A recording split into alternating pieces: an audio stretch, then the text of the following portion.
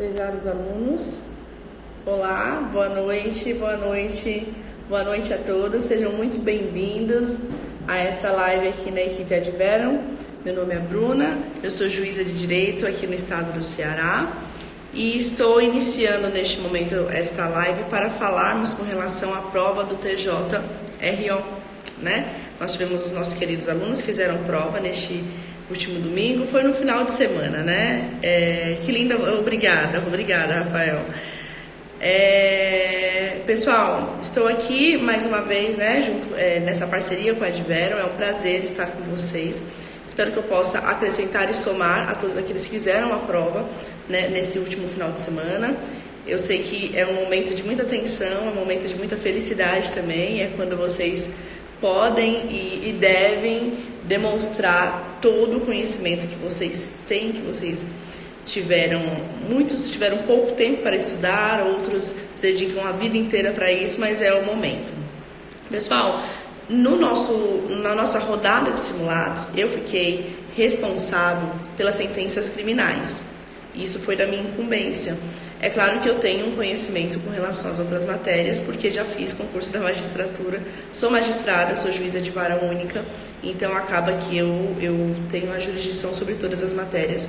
Mas foi um tema tratado por um outro professor, só que esse professor está de férias, então eu vou tentar ajudá-los naquilo que for possível também com relação às sentenças que foram trabalhadas ali pelo Tribunal de Justiça do Estado de Rondônia, está bem? Eu queria que vocês dissessem como que foi a prova, o que vocês acharam, quais foram as percepções de cada um. Eu fiquei muito feliz de perceber que foi tratado uma questão que foi já disponibilizada aos nossos alunos, no nosso advéspera, né? Eu já imaginava que seria exigido algo em torno do princípio da insignificância. É um assunto que sempre é exigido, que sempre é falado por todas as bancas. Se não é exigido na prova da sentença criminal, acaba sendo exigido na prova e nas questões discursivas ou em eventual dissertação. Nós tivemos o princípio da insignificância exigido recentemente na prova do Tribunal de Justiça do Estado de São Paulo. Nós já tivemos sendo exigido também no Rio Grande do Norte. Em outros concursos, as bancas especializadas, né, a VUNESP, a CESP, ou a Fundação Carlos Chagas, elas gostam muito de tratar deste assunto. E foi um assunto chave na nossa sentença criminal. Então vamos falar, eu vou começar falando com relação à sentença criminal. Aqui, eu vi o Rafael falando o seguinte: sentenças com temas que deram divergência de entendimento entre os candidatos. Pois é, Rafael, quais foram as divergências? Eu vou passar para você o que eu senti. A sentença criminal, eu estou aqui com as anotações que o curso me passou.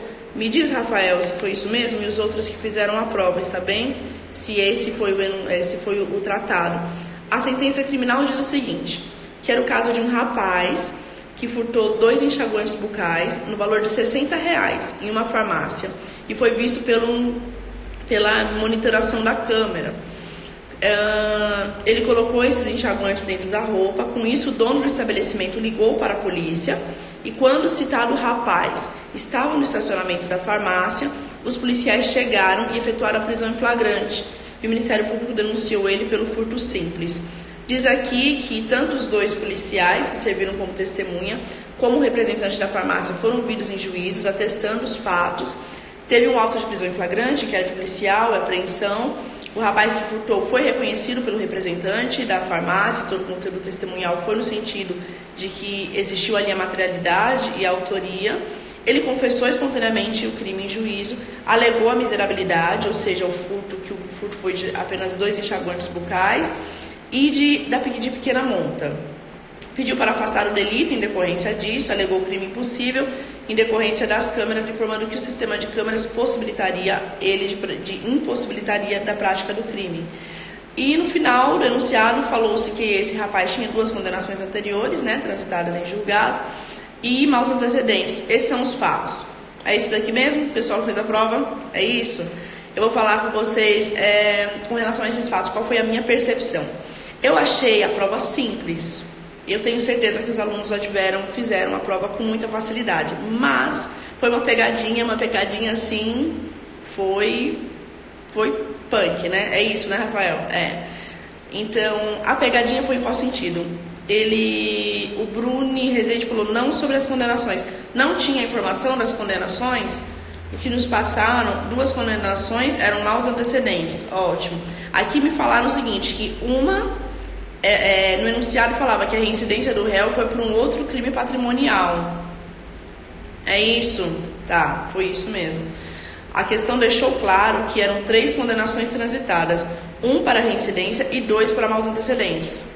Entendi, mas não falavam as datas, mas deixou claro que tinham essas 3 condenações. Na verdade, no meu entendimento, a intenção do examinador foi justamente causar uma distorção ou uma dúvida sobre a aplicação ou não do princípio da insignificância, em especial em razão da reiteração delitiva do acusado. No meu entendimento, a pegadinha da prova foi essa. Por quê? Porque tem tudo para você absolver, né? Poxa vida, são só 2 enxaguantes bucais, R$60, enfim, ele confessou espontaneamente, até um bom moço, né? É isso que o enunciado deixa nas entrelinhas. Mas nós estamos falando de uma prova da magistratura, no qual o examinador ele quer analisar a sua capacidade de argumentação, a capacidade de inclusive fazer a dosimetria da pena. Então a sentença é uma sentença criminal. A questão é o que nós podemos fazer com esses elementos que nos foram dados. Eu entendi, eu condenaria. Rafael disse que condenou, eu entendo que era uma sentença criminal condenatória, em razão dos posicionamentos dos tribunais superiores, principalmente do STF, com relação à mitigação da aplicação do princípio da insignificância, quando comprovado que o agente tem uma reiteração delitiva, que ele faz do crime a prática habitual dele, né? Isso tem acontece nos nossos dias forenses. Embora o crime aparentemente mostre-se insignificante por conta do valor, né, e por conta das circunstâncias do delito, que foi simples, não houve violência contra a pessoa, me parece que existe uma conduta reprovável, enfim, não há... Aqui o Bruno Salvador faz uma pergunta, no final, quando vi a reincidência, ao final veio o alívio, foi consumado, não foi? O crime foi consumado, vou falar sobre isso, Bruno. A insignificância, ela não se aplica no entendimento dos tribunais superiores no caso da reiteração delitiva, certo? O acusado que tem o hábito de sempre praticar crimes, em especial quando são crimes da mesma espécie, em especial quando são crimes contra o patrimônio, que é o caso do enunciado. Então eu já afastaria de pronto essa tese. Eu vi aqui o que eu consideraria...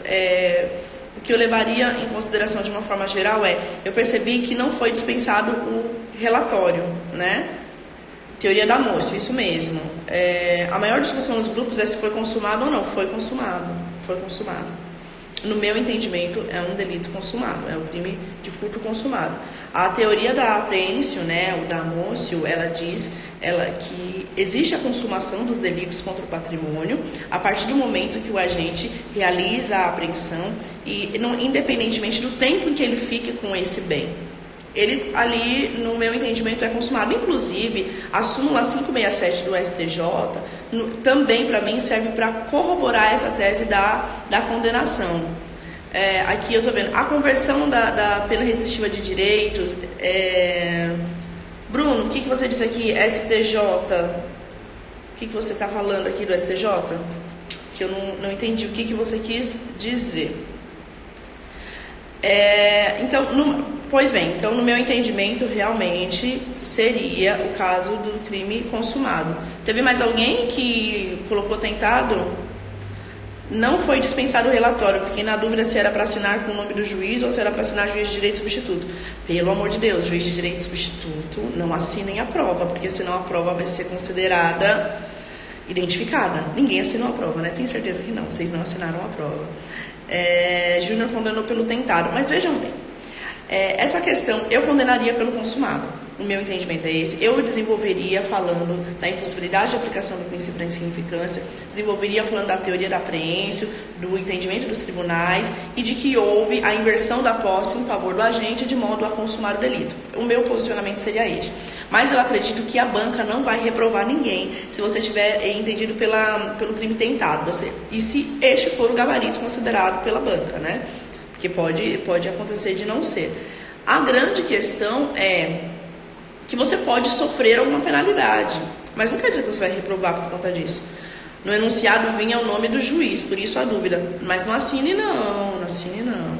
Só coloca o nome do juiz, mas eu realmente não assinaria.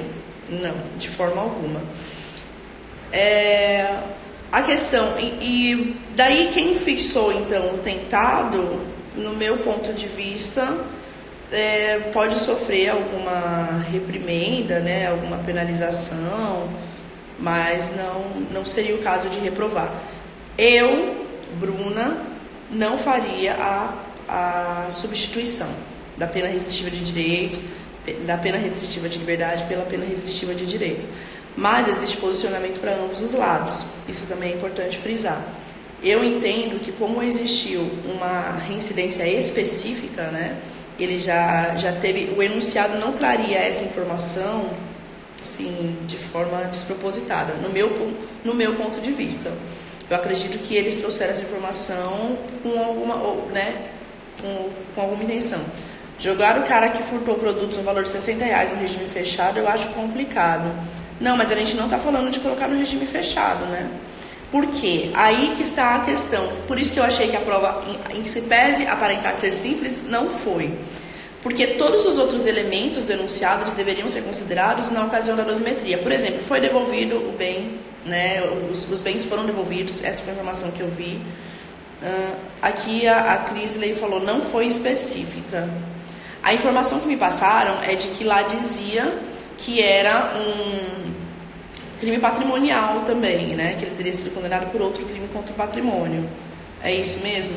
E o importante é que vocês saibam que a banca ainda não divulgou o espelho de prova. Nós estamos contando com informações de outros alunos e fazendo esses comentários, né? Claro que, tão logo nós tenhamos acesso ao enunciado oficial, seria melhor, tá? Bruno, então, eu realmente não iria fazer a fixação do regime dependeria, no meu entendimento, da pena que fosse fixada, né, após a dosimetria. Eu consideraria as circunstâncias favoráveis ao agente, o fato de ter ocorrido a devolução, né. Aí o Júnior falou, era reincidente específico. O Júnior falou, era reincidente específico, reincidência em crime patrimonial, sem mencionar que era furto. Entendi. O que eu faria? Eu consideraria, voltando aqui à questão da dosimetria, eu consideraria aquelas circunstâncias que me foram passadas como circunstâncias favoráveis, de forma a deixar a pena dele o mais branda possível, né? É claro que eu não colocaria no regime fechado, é preciso ter o bom senso, né? O bom senso é tudo, né? Neste momento. O juiz precisa ter bom senso acima de tudo. Nós vamos perceber isso, vocês verão, quando vocês tomarem posse, vocês vão se deparar com situações que o conhecimento jurídico é necessário, mas não é tudo. Nós precisamos ter o bom senso, né? A questão da razoabilidade, proporcionalidade da medida. Sobre a estrutura propriamente dita da sentença criminal. Vocês precisavam fazer o relatório. No relatório, algumas informações, elas são cruciais, são de suma importância. O que eu acho muito importante constar no relatório? Trata-se de ação penal proposta pelo Ministério Público em face de fulaninho de tal qualificado nos autos, pela suposta prática dos crimes previstos no artigo tal. Parágrafo de baixo. Segundo consta a denúncia, o denunciado praticou. Aí falaria dos fatos da forma como está na denúncia, né? Linha de baixo. Com a inicial vieram documentos, citado, o acusado é citado, apresentou resposta à acusação. Depois eu falaria da questão da resposta à acusação, as teses tratadas na resposta à acusação. O afastamento dessas teses, a impossibilidade da absolvição sumária, designação da audiência de instrução, as oitivas, né, das testemunhas, polido do depoimento interrogatório do réu, fase do 402, não houve pedido de diligência, as alegações finais, importante colocar quais as teses requeridas pelo Ministério Público, pela defesa nas alegações, é o relatório, fundamento e descido. É a melhor prova para o candidato na magistratura, né? E eu, como juíza, também confesso que é a melhor parte. É o relatório, fundamento e descido. Não teve preliminar, né, gente? Eu não vi ninguém falando das preliminares. Daí, lá no mérito, eu começaria falando, então, dessa questão do crime impossível, já afastaria o crime impossível, falaria da súmula, falaria da impossibilidade, né, da configuração do crime impossível na espécie. Olha aí, o Bruno Salvador fiz assim, aí, ótimo, Bruno. E não teve preliminares, gente, isso daí foi para vocês arrasarem mesmo, né? Foi para todo mundo já gabaritar a prova. Ou não, vocês viram, é brincadeira, porque a prova realmente teve várias pegadinhas. Tô me perdendo aqui nos comentários, mas enfim, voltamos. Crime impossível, falaria, né, afastaria a tese do crime impossível. Depois da tese do crime impossível, acho que é importante você tratar da questão da materialidade, propriamente dita, falar da apreensio, falar, aliás, antes, né, de qualquer coisa, a materialidade que foi comprovada pelo auto de apreensão, pelo próprio auto de prisão em flagrante e tudo mais. Depois, a autoria, eu acho importante falar com relação ao depoimento dos policiais. Também é uma tese que foi desenvolvida recentemente, foi muito tratado pelo STJ, sobre a validade do depoimento dos policiais. E o que tem acontecido rotineiramente na jurisdição criminal. A defesa sempre impugna esse tipo de argumento. Depois, né, essas teses meritórias. Por fim, a dosimetria, eu realmente faria isso, o que eu já disse para vocês. Consideraria as circunstâncias favoráveis a ele, teve a confissão, né? E aí, além da confissão, eu faria menção, acho que é importante você falar da impossibilidade de reduzir a pena abaixo do mínimo legal, considerando essa questão da súmula, né, do STJ, salvo engano, a súmula 231. E depois nós vamos para a terceira fase, que seria a fase das causas de aumento e diminuição. É isso mesmo, pessoal? Teve mais alguém? Teve alguém que fez algo diferente disso? Quero ouvir o comentário de vocês, o que vocês fizeram. E aqui eu tô vendo agora, peraí, semiaberto. Eli Estudos falou que colocou no semiaberto. Existe também a possibilidade de vocês, como a sentença trouxe apenas um réu, aqui o Rafael falou, o enunciado disse que os bens foram recuperados, mandei devolver no final. Se eles foram recuperados e não foram devolvidos, Rafael, não entendi. Zeza, a questão deixou claro que não poderia inventar fatos sobre pena de eliminação. E teve gente que inventou por deduções. Quais foram as invenções por deduções que vocês entenderam? O réu é o Jamoricai da Silva. O relatório só teve denúncia e termo de audiência. Mas aí você vai fazer a menção das informações importantes do relatório e só deixar em branco, tá? Não teve preliminar. O julgado do STF de abril de 2019 afirma que, se o juiz cogita o princípio da insignificância no furto, mas o afasta pela reincidência, deve necessariamente fixar o regime aberto. Professora, vai falar da sentença civil? As discursivas. Pronto. Calma aí, vocês estão com muitos comentários. Eu vou falar um pouquinho da sentença civil, muito pouco, porque, como eu falei para vocês, vocês sabem, né, que a sentença civil foi tratada por outro professor. Esse julgado do STF, que a Cris colocou aqui, as discursivas, eu vou tratar algumas coisas com vocês, achei as discursivas bem bacanas. Ele tinha maus antecedentes. Ele confessou, né, Johnny. Ele tinha maus antecedentes e era reincidente, é isso que você está falando, né? Então, acredito que o Johnny considerou na primeira fase mau antecedente e na segunda fase a reincidência. Foi isso? Na segunda fase, você vai compensar a reincidência com a atenuante da confissão e ele vai continuar com uma pena bem baixinha. Se teve maus antecedentes, como considerar as circunstâncias judiciais desfavoráveis? É possível que você considere os maus antecedentes na primeira fase, se ele tiver mais de um, me parece que foi isso, e você considere essa circunstância desfavorável, mas eu tenho outras circunstâncias que são favoráveis, a devolução do bem, né, a própria dinâmica dos fatos. Esse é o meu entendimento. Tinha reincidência e confissão, compensa, isso, eu compensaria.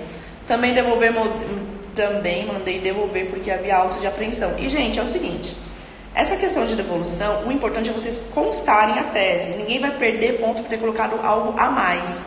O problema é você não falar. Então, eu não vejo nenhum problema com relação a isso. Recuperado, para mim, não é igual a devolvido. Entendi, Rafael. Realmente, eu acho que você fez bem em ter pecado pelo excesso. Isso, na segunda eu compensei. Johnny, perfeito. O que levaria a uma reprovação no caso desses? É você errar completamente a tese. A prova, ela foi complexa, embora pareça fácil. Por quê? Porque ela veio acompanhada de vários posicionamentos recentes do Tribunal de Justiça, do Superior Tribunal de Justiça e do STF. Então você tinha que estar muito afiado nos informativos. E isso é algo que parece simples, mas não é, porque são muitas informações, você pode se confundir e tudo mais. Pois bem, eu vou abrir aqui agora as discursivas. Mais alguma dúvida com relação à sentença criminal? O que vocês têm para me dizer? Voltei. A última, o Bruno falou, a última questão na letra A pedia para falar da laicidade do Estado e o Estado Democrático de Direito. Vem bem aberto. Vou falar então dessa questão discursiva, vou começar. Nada mais com relação à sentença criminal. Fecharam, né? Todo mundo tirou 10. Vai dar certo, pessoal. Vocês vão ser juízes, vamos ver só.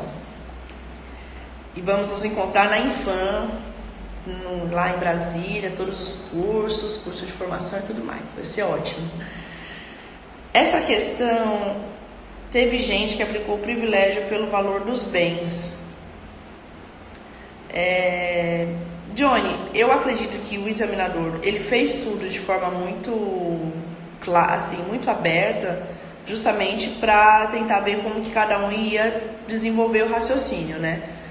Eu acredito que em razão desses maus antecedentes que ele tinha, né, eu não aplicaria, tá? Eu tô vendo aqui o parágrafo 2º do artigo 155. Se o criminoso é primário, é o primeiro requisito, né, que a lei diz, primário. Ele não é primário. Se ele não tem primário, ele não é primário e ainda abusou da sorte, né? Praticou 3 crimes, pelo que eu fiquei sabendo que consta no enunciado. Então, eu não aplicaria o privilégio em razão dessa reiteração delitiva dele, certo? Vamos lá, o pessoal ficou com mais receio na discursiva, professora, foi o sentimento geral no grupo de WhatsApp de quem fez a prova. Pois é, a discursiva realmente é um problema. Eu vou abrir aqui a discursiva, deixa ela terminar na sentença. Ô Johnny, o que mais que você fez na sentença, que eu quero saber? Se teve mais alguma coisa importante que eu esqueci de falar aqui com vocês, ou algum dado que não foi trazido, que esteja ausente. Mas acho que, de maneira geral, é isso, né? O Johnny não falou nada. Sim, a parte autenticativa, vocês fizeram toda aquela parte autenticativa final, se era para fixar. Como eu falei, essa questão do regime, eu acredito que não vai influir em eventual aprovação ou reprovação de vocês. Eu estou olhando aqui o computador para ver as questões, tá? Que nós vamos tratar. Eu não aplicaria... você fez o quê, Cris? Qual regime que você fixou? Você fixou no regime aberto? Como que foi? Teve alguém que fixou no fechado, gente? Quero saber. O fechado, não. Com certeza não. Sobre a exceção de jurisprudência por aplicar o artigo 33 estabelecido pelo STF em abril de 2019. Eu não fixaria o fechado por conta da pena, né? A pena ao final da dosimetria, com todos esses benefícios, né? Com a compensação, não tem causa de aumento, nada, ele não vai ficar eu fixaria o regime semiaberto. Esse é o meu posicionamento. Me parece que a pena vai ficar muito próxima do mínimo, assim, não vai ficar uma pena alta. Ele é reincidente. Eu consideraria a regra ordinária mesmo pelo semiaberto. Um fechado, não. Viu, Rafael? Eu acho que o fechado você está sendo um juiz muito, muito mal. Semiaberto que eu fiz. É isso mesmo. Seria possível considerar o baixo valor furtado como atenuante no limiar? Sim, seria. Eu pensei nisso. É do artigo 66, se eu não me engano, né? Faz tempo que eu não vejo essa atenuante que o juiz pode fixar. Eu pensei e acho que seria possível sim. Só que a gente vai chegar na mesma questão da súmula 231. A atenuante não pode reduzir a pena abaixo, né, do mínimo legal. Então, ela vai meio que ficar sem surtir tanto efeito como o acusado esperaria, né? O STF diz que necessariamente tem que ser o aberto, se o juiz cogita a insignificância, mas não aplica por causa da reincidência. Eu entendi. Mas, assim, pra mim, Cris, eu entendo que não é a reincidência isolada, sabe? Porque ele tinha vários antecedentes. Ele tinha a reincidência, um crime que foi considerado para reincidência, e outros 3, se eu não me engano, mais 2, né? Então, eu não fixaria o aberto por essa razão. Eu acredito que não existe condição favorável para ele para o regime aberto. Eu iria desenvolver o raciocínio nesse termo, dizendo que as condições mostram que o regime aberto não seria o melhor. Porque, assim, ele já demonstra que ele não tem um senso de disciplina que é o necessário para o regime aberto, entendeu? É o que eu faria. Eu apliquei a atenuante inominada, porque havia fixado acima do mínimo pelos maus antecedentes. Ele não tem nenhum problema, pode aplicar a atenuante inominada. Eu até cogitei em fazer dessa forma. Só que vai chegar na súmula 231 e não vai dar certo. O Johnny está falando se foi repercussão geral a questão do que a Cris está falando. Não tive conhecimento de ser repercussão geral. Cris, responde pra gente. A maior discussão nos grupos quanto à sentença penal foi quanto ao direito de ser tentado ou consumado. Meu posicionamento é de que ele foi consumado, pela teoria da apreensão. Eu acho que foi julgado de turma. Sentença criminal, ok? Então, ao final, inclui o nome do réu, né, no rol dos culpados, pediram a expedição dos ofícios. Essas questões autenticativas, as providências finais, elas trazem uma baita diferença, porque são pontuações pequenas que juntas fazem uma pontuação significativa, então não pode esquecer, tá? Mas é isso. É isso. Eu vou abrir aqui agora as questões para falar com vocês. Pronto, voltei. A Cris disse que foi um HC. Pessoal, vamos falar então um pouco sobre... Imagina. Vamos falar agora, Johnny e companhia, sobre as questões discursivas. O que eu tenho aqui das questões discursivas, tá? Vocês vão me ajudando pra gente saber se foi isso mesmo ou não. Com relação à prova discursiva, teve uma dissertação que pedia para falar sobre o Tribunal de Contas. É isso? 6 é 10, é isso mesmo. 6 é 10. Pedia para falar sobre o Tribunal de Contas, basicamente sobre o sistema de jurisdição única. Vamos lá. Pessoal,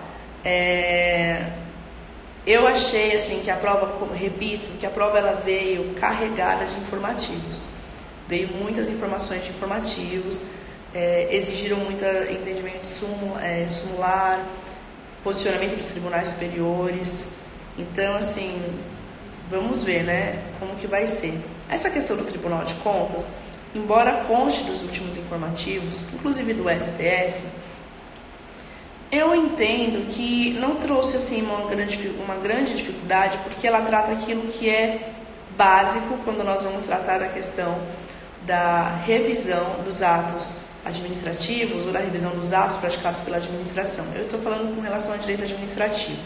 Então, quem tem uma base para falar sobre a possibilidade do Poder Judiciário analisar as questões que foram tomadas pelos outros poderes, ele já vai ter uma base para começar a tratar da prova discursiva. Então, aqui eu entendo pela possibilidade, né, da revisibilidade das decisões do Tribunal de Contas, isso de forma judicial. Iniciaria a dissertação falando sobre o princípio da separação de poderes, sobre o sistema de pesos e contrapesos, né, sobre a necessidade, inclusive, do Poder Judiciário atuar sempre que evidenciado alguma ilegalidade, respeitado o pacto federativo, ou seja, de forma excepcional, mas sempre que evidenciado algum abuso ou alguma ofensa grave e direta a direitos e garantias fundamentais. Depois disso, falaria do princípio da inafastabilidade da jurisdição, e o que fundamenta, inclusive, né, a possibilidade da revisão das decisões do Tribunal de Contas, e iria discorrer nesse sentido. Então, eu acredito que a dissertação, quem foi por essa linha de raciocínio, conseguiu se dar bem. Com certeza, se faltou alguma coisa que o examinador queria, que ele exigiu e que você não alcançou, você vai conseguir pelo menos metade da questão por trazer essa questão introdutória, certo? Olha aí, o Bruno e o Rafael, só o opa. Vocês são massa, viu? Vamos lá. Agora eu vou falar com relação a uma questão. Alguém falou comigo com a questão de constitucional e filosofia, que falava sobre o princípio da laicidade no Estado Democrático de Direito e a importância do princípio no Estado Democrático, e falava também sobre a questão da religião, foi isso? Das leis divinas, foi isso, né? Poliana, parabéns, que bom. Vai dar certo, vai dar certo. Bruno, pois bem, eu achei essa questão muito interessante, porque olha como a prova foi atual. Ela trouxe algumas questões políticas do nosso país, né, para dentro da prova de vocês. Essa questão que tem se discutido e muito, né, isso, a questão do direito divino e tudo mais. Eu entendo que essa questão, ela exigia do candidato que tratasse um pouco do justnaturalismo, iusnaturalismo ou justnaturalismo, falado por alguns, certo? Olha, você foi muito bem, falou do Weber, falou do Marx. Eu falaria do seguinte, eu começaria falando da questão do direito natural, que o direito é aquele direito que já faz parte do homem, toda aquela concepção do direito natural que vocês já sabem. Falaria do justnaturalismo e das fases do justnaturalismo. Eu desenvolveria nesse sentido. E falando das fases do justnaturalismo, eu iria chegar a falar dessa fase, deste momento do Estado em que usavam-se, né, essas leis divinas. Falaria um pouco daqueles do Santo Tomás de Aquino, nesse sentido, o direito divino. Nessa lei da laicidade, de Max Weber, não, de novo ali a questão do Rafael. Eu iria mais ou menos por essa linha. Vocês falaram o que com relação a isso? Eu lembro, assim, que a questão do justnaturalismo, e eu digo aqui, estou falando das discursivas, mas quem tratou isso com vocês foi outro professor, mas eu vou falar sobre o entendimento que eu tenho do assunto, estudei e conheço da matéria. O justnaturalismo, ele pode ser dividido, né, por algumas fases. Falei de São Tomás, de São Tomás de Aquino e Santo Agostinho. Ótimo, show, é o que eu faria. Eu acho que quando você fala de divindade, quando ele exige ou quer saber isso de você, você tem que trazer os principais nomes com relação ao assunto, que no meu entendimento são esses dois. E daí eu digo outra questão importante. O que me pareceu de maior importância nessa questão é a necessidade de se estabelecer a importância do Estado laico para o Estado democrático de direito, no sentido de garantir a liberdade do cidadão. Inclusive eu falaria da liberdade de crença, de religião, né, e tudo mais, os direitos e garantias fundamentais. Eu acredito que é importantíssimo trazer essa questão. Cidade dos homens e cidade de Deus. Isso, Poliana, isso. E a questão do embate entre liberalismo e absolutismo. Eu acho que é cabível também, porque você pode fazer uma evolução do justnaturalismo, do justpositivismo, e depois falar do pós-positivismo, né? E falar que é uma atual era que nós estamos, do pós-positivismo e tudo mais. Me parece que isso que é o adequado. A Cris foi muito bem também, falou de Agostinho, Aquino, fundamento teocrático, do pró-estado absolutista que se seguiu. Isso mesmo, Cris, eu iria mais ou menos nessa linha. Essa questão, então, acho que também não trouxe muitas dificuldades, né? Vocês conseguiram tratar. Nessa última, principalmente na letra A, o espelho vai ser mais aberto. A letra A é a questão do conceito. Qual que é a letra A, Bruno? Diz para mim, que eu estou aqui com algumas questões. Essa é a quarta questão. As vantagens do Estado laico?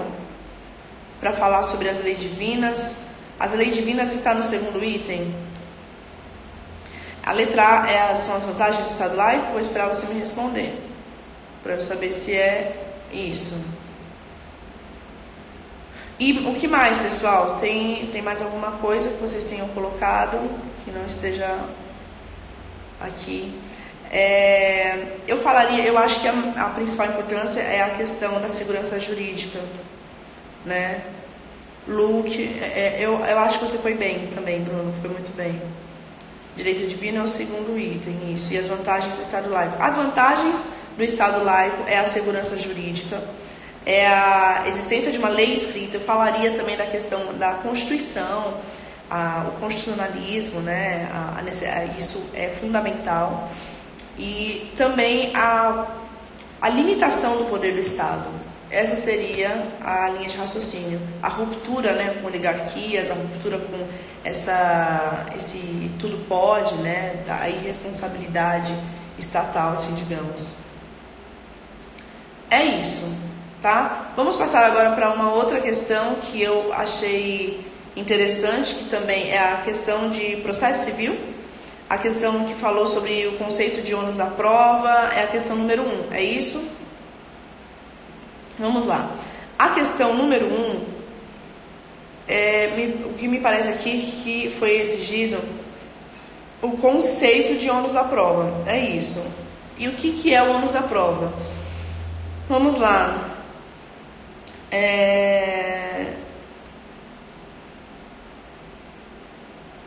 Olha aí, a Cris está falando que a mesma examinadora cobrou o conceito de Estado Democrático de Direito na prova do Acre. Copiei. Cris, você foi bem. Bruno e todos os demais, e a Cris, e o Rafael e todos que estão aí. Eu conceituaria o ônus da prova, segundo, eu até fiz aqui, né, um esboço. Pode-se conceituar como ônus da prova a regra segundo a qual se estabelece as consequências negativas advindas da falta de comprovação de determinados fatos. Como é ser disso, a prova tem como destinatário o juiz, com o objetivo de provar ou evitar fatos controvertidos nos autos.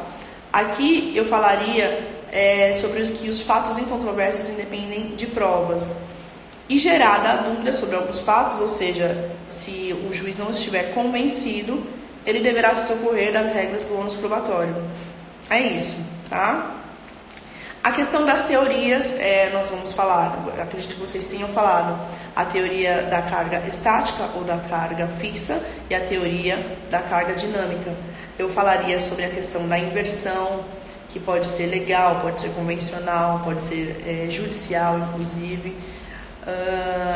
É muito importante trazer o fundamento jurídico da sua teoria, no caso seria o artigo 373, inciso 1 e 2, para a teoria da carga estática, e o parágrafo 1º, no caso da teoria da carga dinâmica, a menção ao Código de Defesa do Consumidor é imprescindível em uma questão como esta.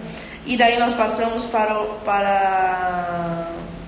o CPC adotou a distribuição dinâmica, não foi? Bruno, a doutrina diz que o CPC adotou uma teoria híbrida. Daniel Assunção fala isso, inclusive. Ele diz o seguinte, que a regra é o do artigo 3731 e 2, que é da teoria a carga fixa, né? No sentido de que é estático ali. Eu tenho as regras determinadas. A distribuição dinâmica é feita no segundo momento, no parágrafo 1º, tá? Daí eu iria desenvolver mais ou menos nesse sentido. Depois, no outro item, nós temos a exigência do aspecto, eles pediram os aspectos, né? Os aspectos da... Deixa eu só achar aqui a questão. Quais as teorias adotadas? Isso, Poliana, é o entendimento que eu adoto também, que o CPC adotou a teoria da carga dinâmica como exceção, que já era adotada na jurisprudência. Exatamente. A regra continua sendo a estática, né, no sentido de fixa. Depois, nós temos as espécies de ônus da prova, né? E o cabimento de agravo de instrumento em caso de decisão da imersão do ônus da prova na relação consumerista. Essas são as questões, é isso? Com relação às espécies de ônus da prova, eu acredito que o examinador queria ouvir de vocês a questão do aspecto objetivo e do aspecto subjetivo. O aspecto objetivo trata de uma norma direcionada ao próprio magistrado, certo? É uma regra de julgamento. E a questão de penal. Opa, Bruno, peraí, vou terminar de processo civil. Eu não sei se vou ter tempo de falar da questão de penal. A regra de julgamento, o aspecto objetivo da regra de julgamento para a hipótese de total ou parcial ausência de prova. Ela dirige-se ao juiz da causa como direção da análise, como destinatário da análise da prova. O aspecto subjetivo é a regra de conduta que determina sobre qual das partes recai o ônus e a consequência de sua inobservância. Então, o aspecto objetivo e também perguntava qual o momento de se inverter o ônus. Essa questão do momento da inversão do ônus é importante também com relação ao último item que fala do cabimento do agravo de instrumento e tudo mais. Pois bem, um momento adequado, no meu entendimento, e os tribunais superiores têm decidido assim também, é no saneamento, tá? É no saneador. É o saneador um momento até para evitar a surpresa, para que a parte possa exercer o contraditório e a ampla defesa de maneira mais eficiente e substancial. E daí nós temos essa questão do cabimento ou não do agravo de instrumento. Houve o julgamento do STJ, um julgamento muito recente. Foi inclusive no final do ano passado, mas foi publicado agora, que disse pela possibilidade do recurso de agravo de instrumento na espécie. Acredito que as espécies eram a judicial e a convencional. Vamos esperar o que o examinador... Aqui me disseram aspectos, e existem 2 aspectos, a doutrina fala de aspectos. Daí eu não sei se lá no enunciado de vocês estava falando sobre os aspectos ou sobre as espécies. A gente vai ter que ver aqui. É isso mesmo, Poliana. Antes da sentença, com a possibilidade de a parte se desencobrir do ônus. O ideal é no saneador. E antes da sentença, para evitar a surpresa e tudo mais. E o STJ decidiu pela possibilidade da interposição do agravo de instrumento com relação à decisão que defere ou indefere a inversão do ônus da prova, que trata dessa distribuição, da distribuição probatória, certo? Aqui é importante frisar para vocês que teve um raciocínio, né, desenvolvido pelo STJ, existia uma discussão na doutrina com relação a isso, mas eu acredito que o examinador queria realmente escutar isso de vocês, pela possibilidade, ok? Pessoal, é isso, regra de procedimento em oposição à regra de julgamento. Isso, exatamente. Falar sobre regra de procedimento e regra de julgamento é muito importante. E acaba sendo a questão do aspecto do ônus da prova propriamente dito, certo? Tem previsão expressa no CPC de que é no momento do saneamento que cabe agravo.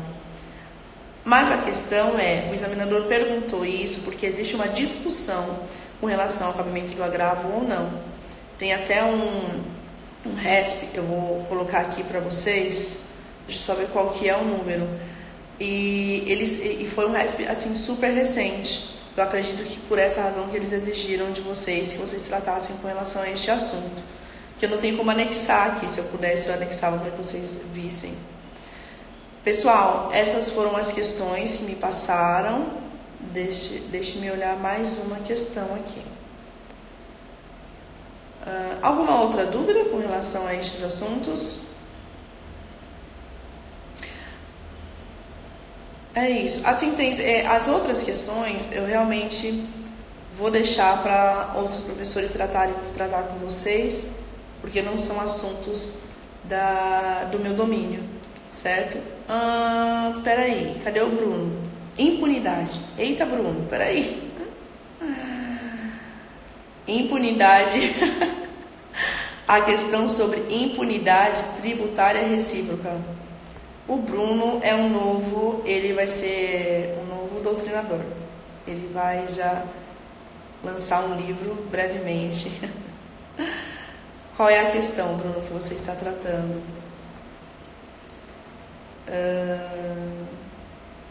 Tipicidade mitigada no artigo 1015, ter previsões expressas no CPC. Então, essas outras questões eu vou realmente deixar que vocês falem com os professores que tratavam da matéria, porque é o professor que fazia as discursivas. E pelo avançar da hora eu não vou conseguir terminar, falar de mais questões com vocês com relação a esta prova. Mas vou fazer o seguinte, vou conversar com o pessoal da coordenação, quem sabe nós não conseguimos marcar uma nova live e continuar essa discussão em um outro momento. Está bem? Pessoal, foi muito bom estar com vocês. Eu espero sinceramente que vocês tenham êxito. Eu tenho Instagram, como eu coloco aqui? É Bruna dos Santos Costa Rodrigues. Gente, eu sou péssima com esse negócio de, sabe, assim, essa tecnologia toda. Não sei usar toda essa tecnologia, mas vou aprender. Estou aprendendo. Agora PJE, mas, assim, eu vou falar para vocês do fundo do coração. Estou torcendo por vocês, espero que vocês tenham êxito, que o 6, que é um 10, venha e que o nome de vocês resplandeça na lista dos aprovados. Tenham fé, Deus é bom, Ele ajuda aquele que que faz a sua parte, tenho certeza que vocês fizeram de vocês, e agora é esperar e confiar. Confiar muito. Eu espero ter a oportunidade de conversar com vocês novamente, não agora como alunos, mas como futuros colegas. Estude inteligente, estude Adverum. Forte abraço, pessoal!